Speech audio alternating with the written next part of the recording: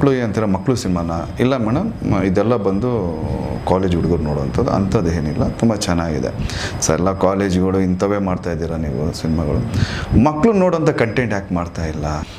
Correct ಅಲ್ವ ಇವ್ರು ಹೇಳ್ತಾ ಇರೋದು? ಯಾರೂ ಮಾಡ್ತಾಯಿಲ್ಲ. ಎಲ್ಲರೂ ಏನು ಮಾಡ್ತಾಯಿದ್ದಾರೆ, ಅವಾರ್ಡ್ ತೊಗೋಬೇಕು, ಸಬ್ಸಿಡಿ ತೊಗೋಬೇಕು, ಮೈಂಡ್ ಸೆಟ್ ಫಿಕ್ಸ್ ಆಗಿಬಿಟ್ಟಿದ್ದಾರೆ. 25 lakhs ಸಿಗುತ್ತೆ, ಸಿನಿಮಾ ಒಂದು 10-15 ಮುಗಿಸೋಣ ಅಂದ್ಬಿಟ್ಟು ಅದು ಕ್ವಾಲಿಟೀಸ್ ಇರಲ್ಲ, ಏನೂ ಇರಲ್ಲ. ಟ್ರೈ ಮಾಡೋಣ, ಎಲ್ಲ ಪರ್ಮಿಷನ್ ತುಂಬ ಕಷ್ಟ ಸರ್. 2-3 ತಿಂಗಳು ನಾನು ಅಳ್ದಿರೋದು ಸರ್. ಬೆಂಗಳೂರಲ್ಲಿತ್ತು, ಕೋರಮಂಗಲದಲ್ಲಿ ಗೊತ್ತಿರುತ್ತೆ ನಿಮಗೆ, ಅದು ಕ್ಯಾನ್ಸಲೇಷನ್ ಮಾಡಿದ್ರು. ಇದಕ್ಕೆ ಚೆನ್ನೈಗೆ ಹಾಕಿದ್ರು, ಚೆನ್ನೈಲೂ ಕ್ಯಾನ್ಸಲ್ ಮಾಡಿದ್ರು, ತಗೊಂಡೋಗಿ ಹರಿಯಾಣಗೆ ಹಾಕಿದ್ರು. ನಾವೀಗ ಏನೇ ಮಾಡಬೇಕು ಆನ್ಲೈನು, ನಾವು ಕಾಲ್ ತೊಗೋಬೇಕು, ಕಾಲು ಇಷ್ಟ ಬಂದರೆ ತಗೊಂತಾರೆ, ಇಲ್ಲ ಅಂದ್ರೆ ಕಷ್ಟ ಅದು ಬಿಡ್ತಾರೆ. ನಮ್ಗೆ ಎಷ್ಟು ಅಯ್ಯೋ ಅನಿಸ್ತು ಅಂದರೆ ನಮ್ಮ ಇಂಡಸ್ಟ್ರಿಯಲ್ಲಿ ಯಾರು ಕೇಳೋರಿಲ್ಲ. ಪರವಾಗಿಲ್ಲ ಅಂದರೆ ನಾನು ಒಡಿಸ್ಕೊಂಡಿದ್ದೀನಿ ಸರ್, ನಾನು ಒಡಿಸ್ಕೊಂಡು ಆ್ಯಕ್ಟ್ ಮಾಡಿದ್ದೀನಿ, ಇಲ್ಲ ಅನ್ಬಾರ್ದು. ಹೊಡೆದಿರೋ ನಿರ್ದೇಶಕರು ಇದ್ದಾರೆ, ಇವತ್ತು ಇದ್ದಾರೆ. ಆವತ್ತಿನ ದಿನ ಏನೋ ಬರ್ತಾಯಿಲ್ಲ ಸರ್, ಬರ್ತಾಯಿಲ್ಲ ಅಂದರೆ ಒಂದು ಬಿಟ್ಟರು ಸರ್ ಕೆನ್ನೆಗೆ, ಹೇಳು 1 ನಿಮಿಷ ಹೋಗು ಅಂದರು. ಸರಿ ಅಂದ್ಬಿಟ್ಟು ಟೀ ಕುಡ್ಕೊಂಬಂದು ಸೈಡಿಗೆ ಬಿಟ್ಟು ಬಂದಮೇಲೆ ಆಮೇಲೆ ಬಂತು ಸರ್, ಬಂತು ಅಂದರೆ ನೋಡಿ. ಇದಕ್ಕೆ ಹೇಳೋದು, ಯಾವತ್ತು ಗುರುಗಳು ಹೊಡೆಯೋದು ಒಂದು ಪಾತ್ರಕ್ಕೆ, ವ್ಯಕ್ತಿತ್ವಗಲ್ಲ. ಸುದ್ದಿ ಮನೆಯ ಸಮಸ್ತ ವೀಕ್ಷಕರು ನಮಸ್ಕಾರ. ನನ್ನ ಜೊತೆಗಿದ್ದಾರೆ ಅಂಬರಗುಡ್ಡ ಚಿತ್ರದ ನಿರ್ದೇಶಕರು ವಿಷ್ಣು ತೇಜ್ ಮತ್ತು ನಟ ಪ್ರವೀಣ್ ದಾಸ್. ಇಬ್ರದು ನಂಗೆ ರಿಯಾಕ್ಷನ್ ಸೇಮ್ ಅನಿಸ್ತು, ಹೋಲಿಕೆ ಕೂಡ ಸೇಮ್ ಇದೆ. ಯಾವ ಟರ್ಮ್ಸ್ ಅಲ್ಲಿ ಅಂದ್ರೆ ಇಬ್ರು ಕ್ಲೋಸ್ ಫ್ರೆಂಡ್ಸು ಅನ್ನೋದು ಮ್ಯಾಚ್ ಆಗ್ತಿದೆಯಾ ಅಥವಾ ಜರ್ನಿ ಮ್ಯಾಚ್ ಆಗ್ತಿದೆಯಾ? ಇಲ್ಲ, ಇವನ್ ವಿಷ್ಣು ತೇಜ್ದು ಬ್ಯಾಕ್ ಗ್ರೌಂಡ್ ಸಗಲ್ ಗಟ್ಟಿ ಇದ್ರು, ಸಿನಿಮಾ ಅಂತ ಬಂದಾಗ ಒಂದು ಸ್ಟ್ರಗ್ಲಿಂಗ್ ಇದೇ ಇರುತ್ತೆ. ನೀವು ಸುಮಾರು ಸಿನಿಮಾಗಳನ್ನ ಮಾಡೋದಂತಹ ಪ್ರವೀಣ್ ದಾಸು. ಹೌದು, ನಾನು ವಿಷ್ಣು ಅವರು ಆ್ಯಕ್ಚುಲಿ 12 ವರ್ಷ ಸ್ನೇಹಿತರು. ಓಕೆ. ಸೊ ಇವರು ಫಸ್ಟು ಪ್ರೇಮಮ್ ಅಂತ ಒಂದು ಸಿನಿಮಾ ನೋಡ್ಬೇಕಾದ್ರೆ ಅಲ್ಲಿಂದ ನಾವು ಸ್ನೇಹಿತರಾಗಿದ್ದು. ಓಕೆ. ಸೊ ಒಂದು ದೇವಸ್ಥಾನಕ್ಕೆ ಹೋಗಿದ್ವಿ. ಅನ್ಫಾರ್ಚುನೇಟ್ಲಿ ನಾನು ಇವ್ರನ್ನ ಮೀಟ್ ಮಾಡಿದೆ. ಬಂಗಾರಮುಖಿ ಅಂತ ಒಂದು ದೇವಸ್ಥಾನ ಇತ್ತು, ಅಲ್ಲಿ ದೇವ್ರ ದರ್ಶನ ಮಾಡ್ಕೊಂಡು ಬರ್ತಾ ಇದ್ವಿ. ಅವಾಗ ಇವರು ಬಂದಿದ್ರು, ನಾನು ಹೋಗಿದ್ದೆ. ಬರ್ತಾ ಇರ್ಬೇಕಾದ್ರೆ ಅವಾಗ ನಾವು ಸ್ನೇಹಿತರಾಗಿದ್ದು. ಸರ್ ನಾನು ಈ ಥರ ಆರ್ಟಿಸ್ಟ್ ಅಂತ ನಾನು ಪರಿಚಯ ಮಾಡಿಕೊಂಡೆ, ಈ ಥರ ಇವರು ಅಂತ ಪರಿಚಯ ಮಾಡಿಕೊಂಡ್ರು. ಅಲ್ಲಿಂದ ನಮ್ಮ ಜರ್ನಿ ಸ್ಟಾರ್ಟ್ ಆಗಿ ಇಲ್ಲಿವರೆಗೂ as my brother, as my well wisher, good friend ಇವತ್ತು ಇದ್ದಾರೆ ನನ್ನ ಜೊತೆ ಅವರು. Super super super. ನನಗೆ ಈ ಸಿನಿಮಾದ ಬಗ್ಗೆ ಇಂಟ್ರೆಸ್ಟಿಂಗ್ ಅನಿಸಿದ್ದು, ಯೂಶಲಿ ಅಂದರೆ ಅದು first cinema, second cinema, third cinema ಅಂತಲ್ಲ, ಯೂಶಲಿ ಸಿನಿಮಾ ಅಂತ ಹೊರಟಾಗ ಒಂದಷ್ಟು ಕಮರ್ಷಿಯಲ್ ಫ್ಯಾಕ್ಟರ್ಗಳನ್ನ ಇಟ್ಕೊಂಡೆ ಸಿನಿಮಾಗಳು ಮಾಡ್ತಾರೆ. ಹೌದು. ನೀವು ಚೆನ್ನಾಗಿದೆ, ಅಂಬರಗುಡ್ಡ ಮತ್ತೆ ಪ್ರಚಂಡ ಪುಟಾಣಿಗಳು, ಆ ಹೋಲ್ ಕಾನ್ಸೆಪ್ಟ್ ನಂಗೆ ಇಷ್ಟ ಆಯ್ತು. ನನಗೆ ಕಂಟೆಂಟ್ ಕಳಿಸಿದ್ರು ಪ್ರವೀಣು. ಯಾಕೆ ಇದೇ ಕಂಟೆಂಟ್ ಯಾಕೆ ನಿಮಗೆ?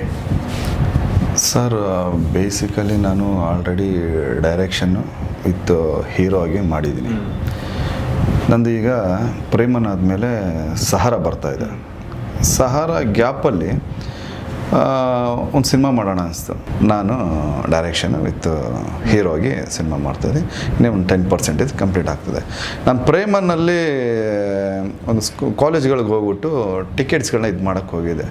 ಸರ್ ಮಕ್ಕಳು ಅಂತೀರ ಮಕ್ಕಳು ಸಿನಿಮಾನ ಇಲ್ಲ ಮೇಡಮ್, ಇದೆಲ್ಲ ಬಂದು ಕಾಲೇಜ್ ಹುಡುಗರು ನೋಡುವಂಥದ್ದು, ಅಂಥದ್ದು ಏನಿಲ್ಲ, ತುಂಬ ಚೆನ್ನಾಗಿದೆ ಸರ್. ಎಲ್ಲ ಕಾಲೇಜುಗಳು ಇಂಥವೇ ಮಾಡ್ತಾಯಿದ್ದೀರಾ ನೀವು ಸಿನಿಮಾಗಳು, ಮಕ್ಕಳು ನೋಡೋಂಥ ಕಂಟೆಂಟ್ ಯಾಕೆ ಮಾಡ್ತಾಯಿಲ್ಲ? ಏನೇ ಮಾಡಿದ್ರು ಸರ್, ಎಲ್ಲ ಏನು ಸರ್ ಸ್ಕಾಲರ್ಶಿಪ್ಪಲ್ಲಿ ಓದ್ತಾ ಇದ್ದಾರೆ, ಗೌರ್ಮೆಂಟ್ ಸ್ಕೂಲು ಮುಗಿಸ್ತಾ ಇದ್ದಾರೆ, ಬರೀ ಇಂಥವು ಮಾಡ್ತಾಯಿದ್ದಾರೆ. ಮಕ್ಕಳು ನೋಡಿ ಎನರ್ಜಿ ತೊಗೊಳೋಂಥ ಸಿನಿಮಾಗಳು ಯಾವುದೂ ಇಲ್ಲ. ಮುಂಚೆ ಅವಾಗ ಸಿಂಹದ ಮರಿ ಸೈನ್ಯ, ಪುಟಾಣಿ ಏಜೆಂಟ್ 1, 2, 3, ಪ್ರಚಂಡ ಪುಟಾಣಿಗಳು, ಈ ಥರ ಸಿನಿಮಾಗಳು, ನಾಗರಹೊಳೆ, ಬಂಡೀಪುರ, ಈ ಥರ ಒಂದು ಸಿನಿಮಾ, ಅಷ್ಟು ಸಿನಿಮಾಗಳು ನಮ್ಮ ಕಾಲದಲ್ಲಿ ಬರ್ತಾಯಿತ್ತು.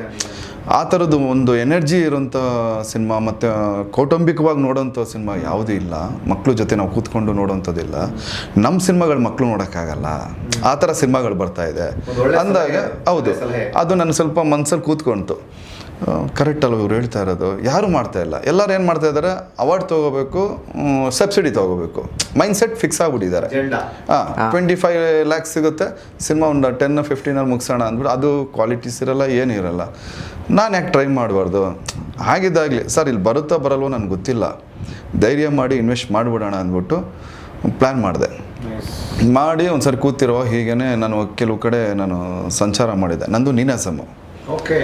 ನೀನಾಸಮ್ ಇದ್ದಾಗ ನಾನು ಆ ಕಡೆ ಭಾಗದಲ್ಲಿ ಚೌಡೇಶ್ವರಿ, ಸಿಕಂದೂರು ಕಡೆ ಮತ್ತು ಆ ಕಡೆ ಸುಳ್ಳಹಳ್ಳಿ, ನಮ್ಮ ಕುಲ್ಲೂರು ಮೂಕಾಂಬಿಕೆ ಕಡೆ ಎಲ್ಲ ನಮಗೆ ಅವಾಗ ತಿರುಗಾಟ ಅಂತ ಹೋಗೋದು. ಆ ಟೈಮಲ್ಲಿ ತಿರುಗಾಟ ಮಾಡ್ಬೇಕಾದ್ರೆ ಆ ಜಾಗ ಎಲ್ಲ ನೋಡಿದೆ ಗ್ಯಾಪಲ್ಲಿ.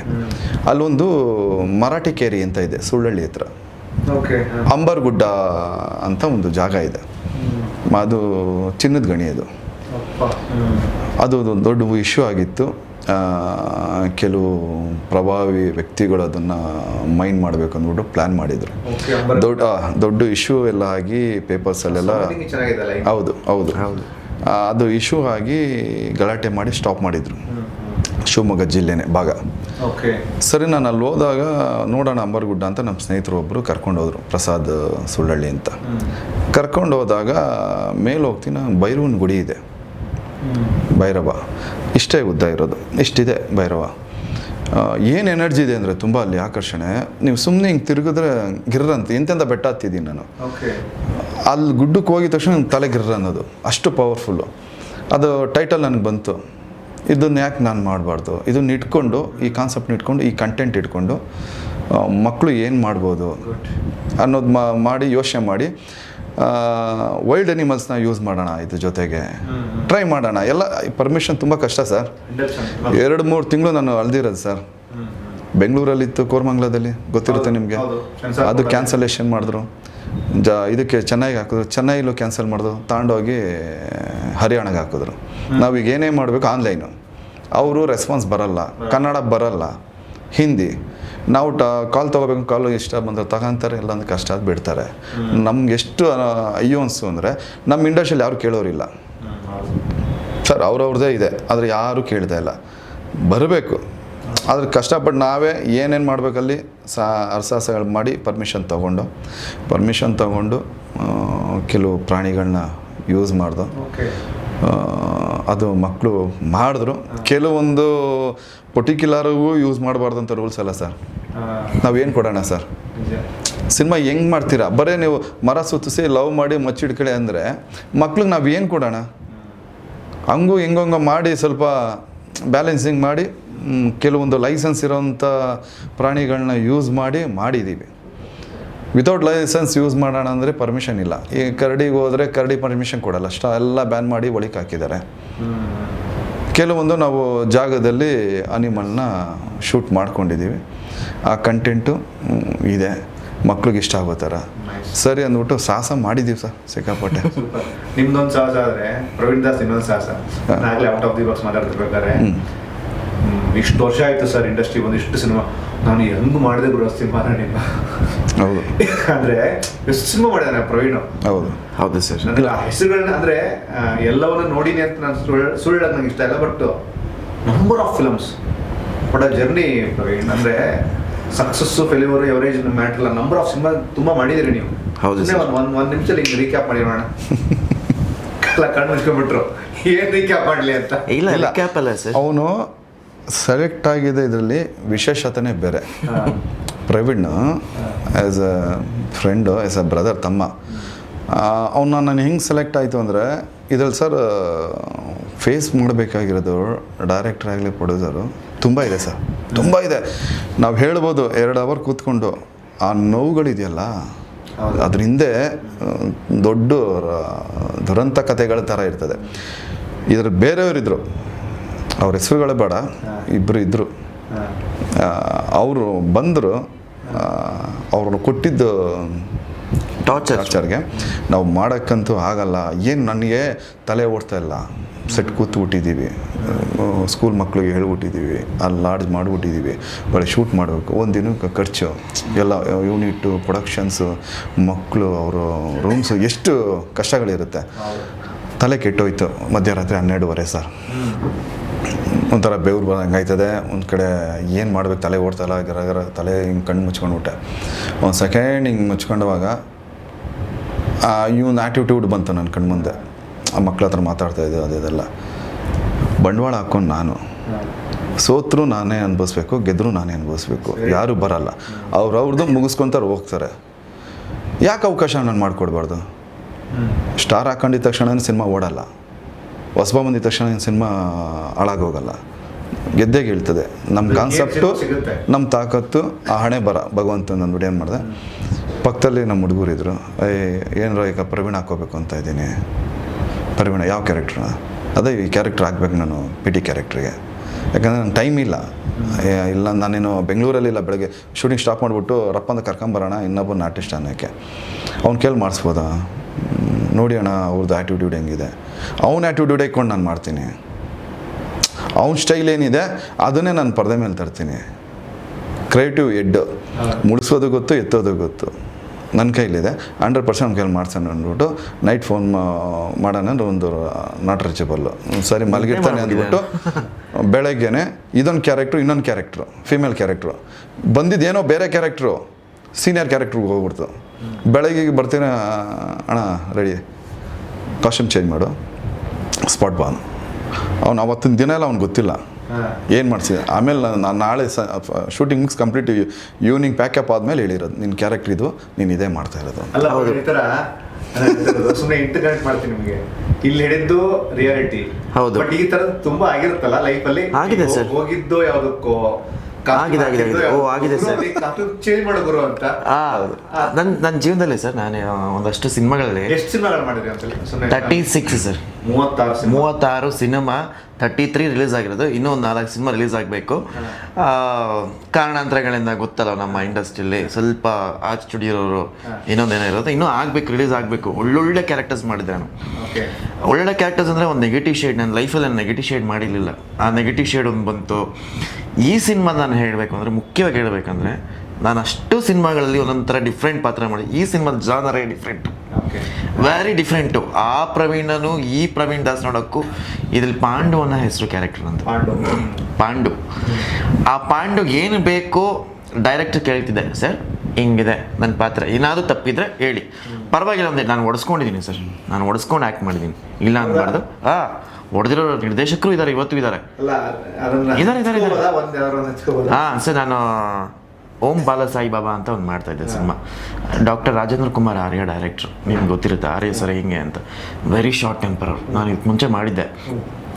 ಅದರಲ್ಲಿ ಬಾಬನ್ಗೆ ನೆಗೆಟಿವ್ ರೋಲು, ಬಾಬಾನೇ ಹೀರೋ, ನಾನು ನೆಗೆಟಿವ್. ಅದರಲ್ಲಿ ಬಾಬನ್ಗೆ ಚಿತ್ರಹಿಂಸೆ ಕೊಡೋದು, ಸಾಯಿಸೋ ಕ್ಯಾರೆಕ್ಟ್ರು ನಂದು. ಆ ಥರ ಕ್ಯಾರೆಕ್ಟ್ರು ನಾನು ಅವ್ರು ನನಗೆ ಹೇಳಲೇ ಇಲ್ಲ, ಹಿಂಗೆ ಮಾಡಬೇಕು, ಹಂಗೆ ಮಾಡಬೇಕು, ಹಿಂಗೆ ಮಾಡಬೇಕು ಅಂದರು. ಸರಿ ಆಯಿತು ಅಂತೆಲ್ಲ ಮಾಡಿದೆ. ಕೊನೆಗೆ ಡಬ್ಬಿಂಗ್ ಟೈಮಲ್ಲಿ ಹೋಗಿ ನೋಡ್ತೀನಿ ಸಿನಿಮಾದಲ್ಲಿ ಎಷ್ಟು ನೆಗೆಟಿವ್, ಒಂದಷ್ಟು ನೆಗೆಟಿವ್ ಇತ್ತು. ಸಾರ್ ಯಾರು ಜನ ನೋಡಿದ್ರೆ ಹೋಗಿಲ್ವಾ ಸರ್ ಹಿಂಗೆ ಮಾಡಿದ, ನಿನ್ಗೆ ಗೊತ್ತಿಲ್ಲ, ನಾಳೆ ಗೊತ್ತಾಗ ಸುಮ್ಮನೆ ಇರೋ ಅಂದರು. ಒಡಿಸ್ಕೊಂಡಿರೋ ಸರ್, ಅದೇನೋ ಡೈಲಾಗ್ ನಾನು ಮರ್ತೋಗ್ಬಿಟ್ಟಿದ್ದೀನಿ, ನಾನು ಮರ್ತುಬಿಟ್ಟಿನಿ. TK ಫಾಲ್ಸಲ್ಲಿ ಶೂಟಿಂಗಲ್ಲಿ ಸರ್, ಮಳೆ ಅಂದರೆ ಮಳೆ, ಸಿಕ್ಕಾಪಟ್ಟೆ ಮಳೆ. ಅವತ್ತಿನ ಫುಲ್ ನೆಂದಿದ್ದೀವಿ. ಅವತ್ತಿನ ದಿನ ಏನೋ ಬರ್ತಾಯಿಲ್ಲ ಸರ್, ಬರ್ತಾಯಿಲ್ಲ ಅಂದರೆ ಬಂದು ಬಿಟ್ಟರು ಸರ್ ಕೆನ್ನೆಗೆ. ಹೇಳು ಒಂದು ನಿಮಿಷ ಹೋಗು ಅಂದರು.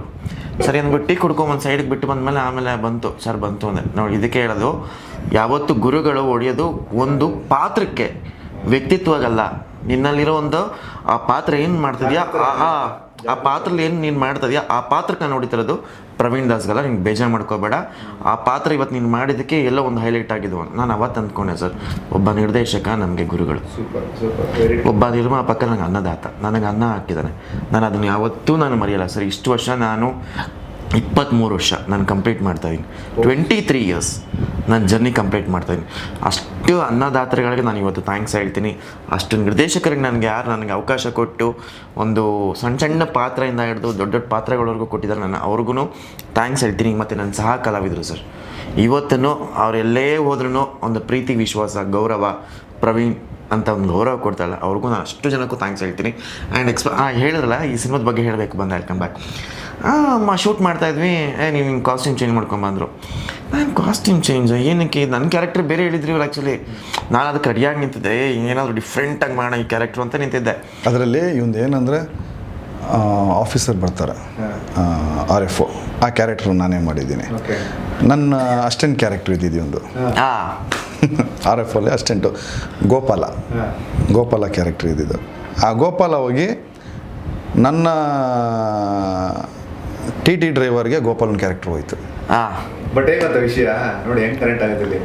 ಗೋಪಾಲನು ವಿಷ್ಣು ಅವತಾರನೆ, ಪಾಂಡುನು ವಿಷ್ಣು ಅವತಾರ ನೋಡಿ, 3 ಅಲ್ಲೇ ಬರುತ್ತೆ. ಓಕೆ, ಆಮೇಲೆ ಸರಿ ಅಂತ ಬಂದ್ವಿ. ಶೂಟಿಂಗ್ ಎಲ್ಲ ಕಂಪ್ಲೀಟ್ ಆಯಿತು. ಬಿಸಿಲು ಅಂದರೆ ಬಿಸಿಲು. ಶೂಟಿಂಗ್ ನಿಲ್ಸಿದ್ರು, ಸಾಂಗ್ ಶೂಟಿಂಗ್ ಬೇರೆ ನಡೀತಿತ್ತು. ಸರಿ ಅಂತ ಮಾಡಿದ್ವಿ.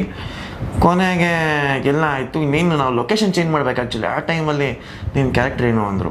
ಏನು ನನ್ನ ಕ್ಯಾರೆಕ್ಟ್ರು ಹೇಳಿ, ನನಗೆ ಕ್ಯೂರಿಯಾಸಿಟಿ, ಏನು ನನ್ನ ಕ್ಯಾರೆಕ್ಟ್ರು, ಯಾಕಂದ್ರೆ ನಾನು ತಿದ್ಕೋಬೇಕಲ್ಲ, ನನ್ನ ಕ್ಯಾರೆಕ್ಟರ್ ಏನೋ ನಾನು ತಿದ್ಕೋಬೇಕು. ಕೇಳ್ತಾ ಇದ್ದೀನಿ, ಅಣ್ಣ ಹೇಳೋಣ ಪ್ಲೀಸ್, ನನ್ನ ಅಣ್ಣ ಅಂತಾನೆ ಕೇಳಿದೆ. ಅಣ್ಣ ಹೇಳೋ ಪ್ಲೀಸ್, ಹೇಳೋ. ಇಲ್ಲ ಅದೇನವರು ಇವಂದು ಫಾರೆಸ್ಟ್ ಸ್ಟಾರ್ಟ್ ಆಗಬೇಕು ಕ್ಯಾರೆಕ್ಟರ್ ನನ್ನ ಜೊತೆ. ಇವನು ಅವ್ನು ಮುಂಚೆ ನಾನು ಬರ್ತೀನಿ, ನಾನು 5-6 ದಿವಸ ನಾನು ನಿನ್ನ ಜೊತೆ ಇರ್ತೀನಿ, ವರ್ಕ್ ನಾನು ನೋಡ್ಕೋಬೇಕು, ಬರ್ತೀನಿ ಅಂತ ಅಂದ. ಸರಿ ಬಾ ಅಂತ ನಾನು ಹೇಳಿದ್ದೆ. ಇವನಿಗೆ ಸಡನ್ನಾಗಿ ಇಲ್ಲಿ ಸ್ಕೂಲಲ್ಲಿ ನಂದೇನು ಕ್ಯಾರೆಕ್ಟರ್ ಬರ್ತದೆ ಇವ್ನು ಗೊತ್ತಿಲ್ಲ. shock ಆಗೋಯ್ತು. ಏಯ್ ನಾ ಹೇಳಿದಷ್ಟು ಕೇಳೋ, ಜಾಸ್ತಿ ತಲೆ ತಿನ್ಬೇಡ, ಹೇಳಿದಷ್ಟು ಮಾಡು. ಸರಿ ಬಿಡು ಆಯಿತು ಮಾಡ್ತೀನಿ. ಏನು ಮಾಡ್ತೀನಿ ಅದೇನು ಏನೇನು ಕ್ಯಾರೆಕ್ಟರ್ ಕೊಡ್ತಿದ್ಯಾ ಅಂದ್ಬಿಟ್ಟು ಮಾಡ್ದೆ. ಆಮೇಲೆ ಅವನಿಗೆ ಗೊತ್ತಾಗಿದ್ದು, ಓ ಹಿಂಗಾಯ್ತಣ್ಣ, ಈ ಥರ ನನ್ನ ಈ ಕ್ಯಾರೆಕ್ಟರ್ ಕೊಟ್ಬಿಟ್ಟ ನೀನು ಅಂತ.